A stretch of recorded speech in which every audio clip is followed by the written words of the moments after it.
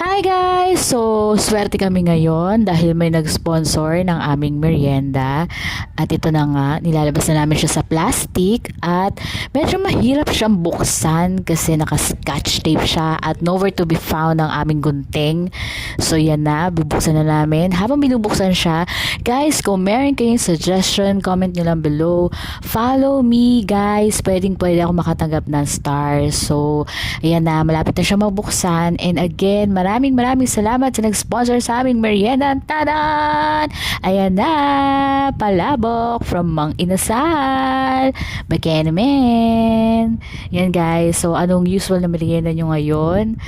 Kumain na ba kayo ng merienda? Sana nakakain na kayo. At sana masarap lahat ng merienda natin kahit ano pa siya. Doesn't matter kung magkano yung merienda natin, basta may merienda. Yun lang. So yun guys, maraming salamat sa panonood ng mga video ko. Sana nag-enjoy kayo, na-inspire kayo,